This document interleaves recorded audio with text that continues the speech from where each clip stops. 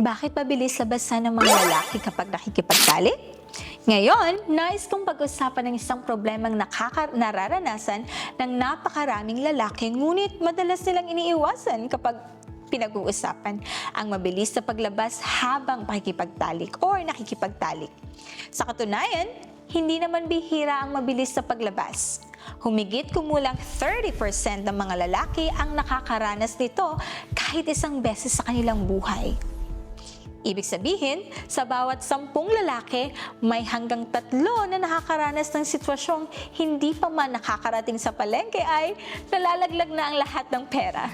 Kaya hindi kayo nag-iisa. Hindi lamang nito nababawasan ng sarap at nagdudulot ng kawalan ng tiwala sa sarili at pagkadismaya, kundi sa paglipas ng panahon ay maaari rin itong makaapekto sa kalagayang psikolohikal, kaligayahan ng mag-asawa at maging kalusugang sexual sa hinaharap. Maraming lalaki ang nakakaalam na may problema sila, ngunit nahihiyang magpatingin sa doktor, nahihiyang magbahagi at tahimik na nagtitiis na lamang. Patuloy nilang itinatago ang lahat. Pagkatapos ay napapabuntong hininga ng malalim kapag nag-iisa sa gabi.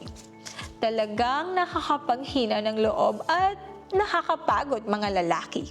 Iyan mismo ang dahilan kung bakit lalo pang lumalala ang kondisyon.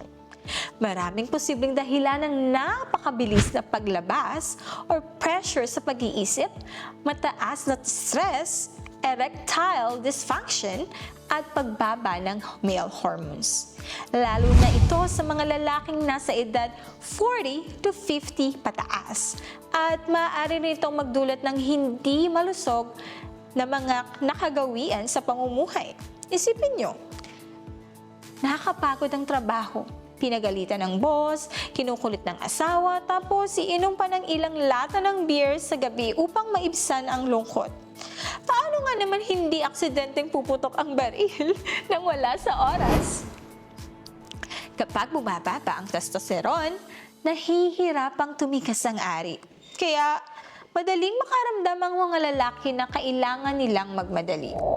Mula rito, nabubuo ang isang paulit-ulit na siklo. Hanggang lalo silang mag-aalala o nag-aalala.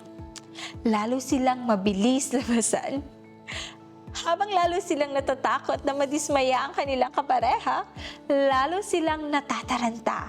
At kapag nataranta, tiyak na ilang minuto lamang ay tapos na ang eksena. Para sa mga ganitong kaso, napakahalaga ng suportang pandagdag sa male hormones at napapabuti ng kakayahang magkaroon ng matigas na ereksyon. Iyan din ang dahilan kung bakit napakaraming lalaki ang nagsasaliksik at gumagawa ng mga produktong sinusuporta sa sexual na kalusugan ng kalalakihan.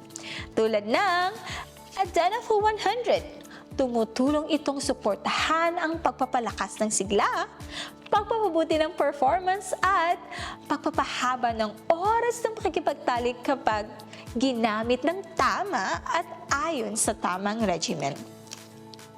Ang pinakamahalaga pa rin ay maunawaan ng tama ang iyong kondisyon.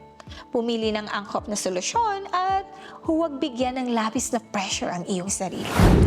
Kapag kalmado at may tiwala sa sarili, saka lamang maayos at sabay-sabay na mapamamahalaan ang buong hukbo. Kung nararanasan ninyo ang mabilis na paglabas habang nakikipagtalik, nahihirapang magkaroon ng ereksyon o pakiramdam nyo ay hindi na katulad ng dati ang inyong performance, huwag kayong mahiya.